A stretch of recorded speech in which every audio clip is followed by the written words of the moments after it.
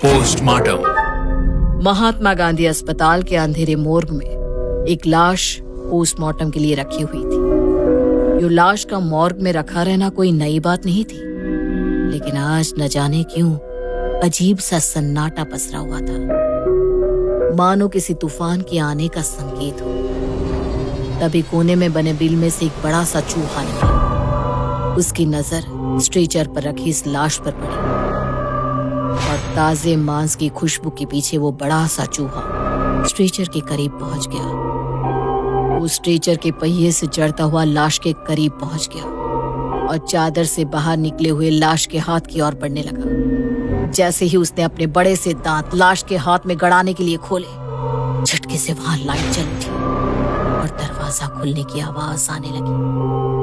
तुरंत चूहा पलटा और जाने लगा कि लाश के हाथ ने बेदर्दी से उसे जकड़ लिया और चादर के अंदर खींचकर उससे मुंह में निकाला। मॉर्ग का दरवाजा पूरा खुला और सीटी बजाते गुनगुनाते हुए डॉक्टर समर अंदर आ गया। उसने देखा लाश स्ट्रेचर पर रखी हुई थी और हाथ सफेद चादर से बाहर लटका हुआ था। डॉक्टर समर अपनी धुन में गुनगुनाता हुआ एक कोने में गया, ग्लव्स उठाकर पहने और फिर लाश के पास आकर चार्ट उठाकर पढ़ने लगा। तो हिट एंड रन केस हो तुम? डॉक्टर समर ने लाश पर से सफेद चादर हटाई। लाश का सर बेदर्दी से कुचला हुआ था। वाह, सर तो खुला हुआ आया है। चलो, थोड़ा काम कम हो गया। डॉक्टर समर ने कुछ दूर रखे कटर की ओर जाते हुए कहा, इसीलिए कहते हैं सिग्नल देखकर सड़क क्रॉस करो। यूं अंधों की तरह दौड़ोगे तो डॉक्टर समर की पोस्टमार्टम टेबल पर पहुंच जाओगे। सही कहा ना मैंने डियर? झटके से लाश ने आंख खोली और बोला। डॉक्टर समर कटर उठाते हुए बोला, गाड़ी स्पीड से आ रही थी तो ब्रेक लगाते ही नहीं रुक जाती। अचानक डॉक्टर समर के चेहरे से हवाइयां उड़ी। वो झटके से पलटा। कौन बोला? कौन है यहाँ? चारों ओर एक अजीब सी खामोशी थी और कुछ नहीं। डॉक्टर समर ने अपना पसीना पोंछा और मुस्कुराते हुए लाश के करीब आया। साली, ये पोस्टमार्टम रूम जगह ही ऐसी है। मुर्दों के बीच रहते हुए यूं लगता है जैसे मुर्दे हमसे बात कर रहे हो। अगर मुर्दे बात करने लगे तो ऐश्वर्या राय का मुर्दा मेरे पास आना चाहिए पोस्टमार्टम के लिए। हंसते हुए डॉक्टर समर ने कटर से लाश को चीर दिया था। लाश की आंतड़ियां बाहर निकलने लगी। डॉक्टर समर ने उन्हें बेदर्दी से लाश के पेट में घुसाकर अपने पैड पर रिपोर्ट में नोट किया, फिर छाती के हिस्से को हाथों से अलग किया। तो कुछ देखकर डॉक्टर समर डर से चीखता हुआ पीछे हट गया। उसके चेहरे पर हवाएं उड़ रही थी। वो डरते हुए लाश के करीब आया और देखा तो उसे विश्वास नहीं हो रहा था।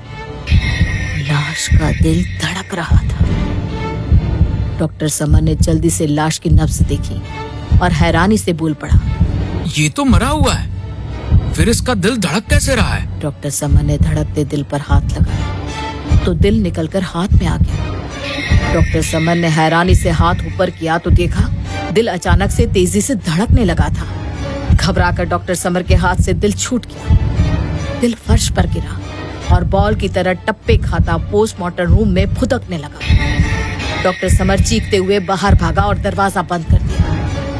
उसने पलट कर देखा, दरवाजे में लगे कांच से दिल कूदता हुआ दिखाई दे रहा था। डॉक्टर समर चीखते हुए भाग गया। डॉक्टर समर अपने सीनियर डॉक्टर्स के साथ वापस लौट रहा था।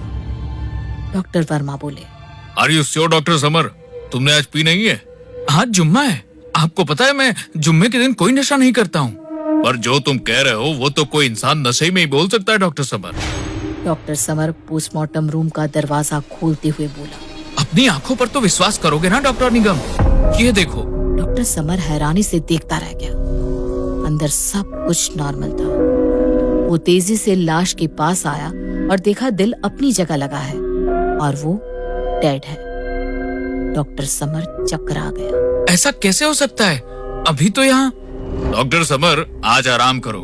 आज आपके पोस्टमार्टम डॉक्टर सुरेश कर देंगे। तुम्हारा वहम था और कुछ नहीं। दिन भर मुर्दों के बीच रहते हुए इल्यूजन हो जाता है। लेकिन डॉक्टर समर नहीं माने। वो हॉस्पिटल के कैंटीन में गया, गर्म कॉफी के 2 कप पिए और फिर से पोस्टमार्टम रूम का दरवाजा खोलकर अंदर आ गया। वो दरवाजे पर खड़ा हुआ और ध्यान से चारों ओर देख रहा था। सब कुछ नॉर्मल था। डॉक्टर समर ने राहत की सांस ली, तभी अजान की आवाज सुनाई दी। ओह, यहाँ ऐसा उलझा कि जुम्मे की नमाज का ध्यान ही नहीं रहा। ऐसा करता हूँ, आज नमाज यहीं पढ़ लेता हूँ, कोई बला होगी तो वो भी टल जाएगी। ये सोचकर डॉक्टर समर ने वही कपड़ा बिछाया और नमाज पढ़ने लगा। तभी लाश उठकर बैठ गई।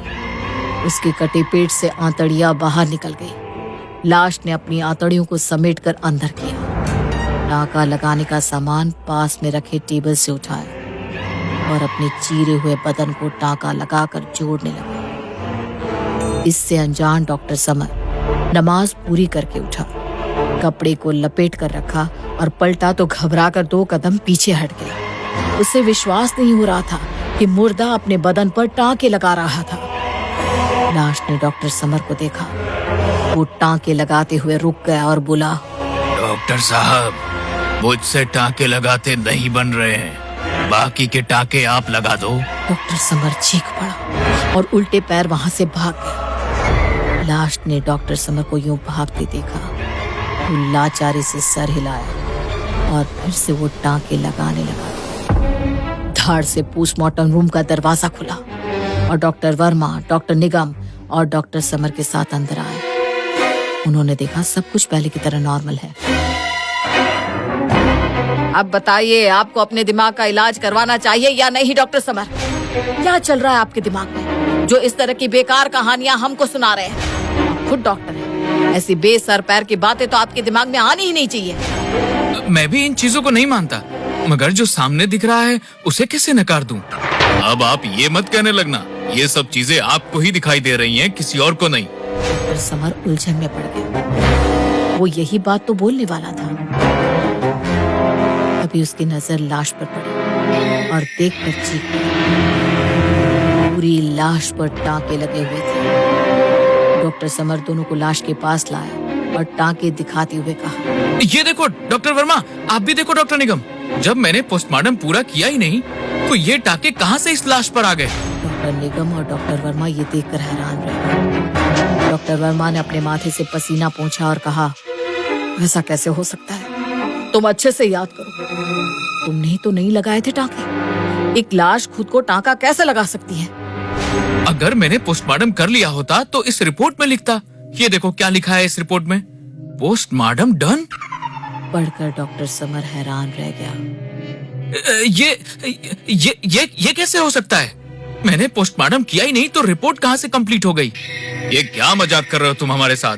हम पेशेंट छोड़कर तुम्हारी बकवास सुनने आ रहे हैं। जब पोस्टमार्टम तुम कर चुके हो तो टाँके भी तुमने ही लगाए होंगे ना डॉक्टर समर। मैं तुम्हारी हॉस्पिटल के ट्रस्टी से कंप्लेन करूंगा। डॉक्टर निगम की धमकी सुनकर डॉक्टर समर घबरा गया। मैं सच बोल रहा हूँ डॉक्टर निगम, मैंने पोस्टमार्टम नहीं किया। मैं कॉफी पीकर यहाँ लौटा था, फिर मैंने जुम्मे की नमाज पढ़ी, उठा तो देखा ये मुर्दा खुद को टाँके लगा रहा था। जुम्मे की नमाज? डॉक्टर वर्मा हैरानी से बोले। डॉक्टर समर, आज सोमवार है, तो आज तुम जुम्मे की नमाज कैसे पढ़ सकते हो? नहीं, आज सोमवार नहीं, आज जुम्मा है डॉक्टर वर्मा। ये देखो मोबाइल में। ये कैसे हो सकता है? कहीं मैं सच में तो पागल नहीं हो रहा?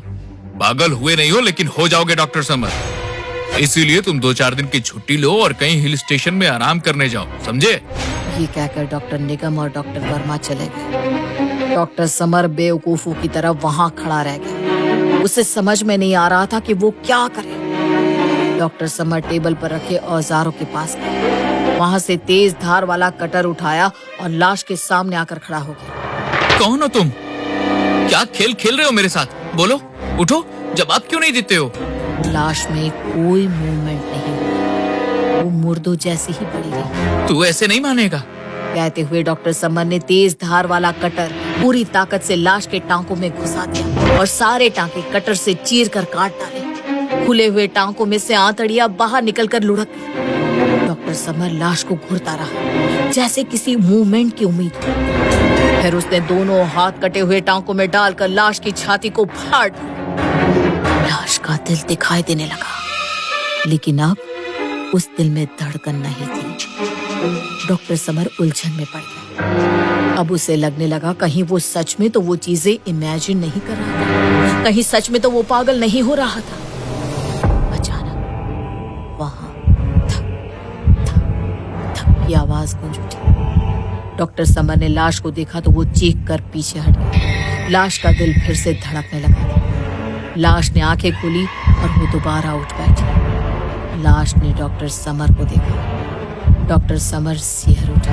डॉक्टर समर, तुम डॉक्टर होते हुए भी इतने जिम्मेदार नहीं थे कि जिस शख्स को तुम टक्कर मारकर भाग रहे हो, भागने की जगह रुकते और उसे अस्पताल ले जाते। तुम वो हो जो सुबह मेरी कार से टकराए थे, लेकिन मुझसे तुम सिर्फ टकराए थे। तुम्हारी मौत तो सिर पर पहिया फिरने के कारण हुई थी। मैंने तो न किसी को कुचला नहीं। तुमने नहीं कुचला। रोड के दूसरे साइड गिरने से वहां से गुजर रहा ट्रक मेरे सर के ऊपर से गुजर गया था। गलती उसकी नहीं थी, गलती तुम्हारी थी।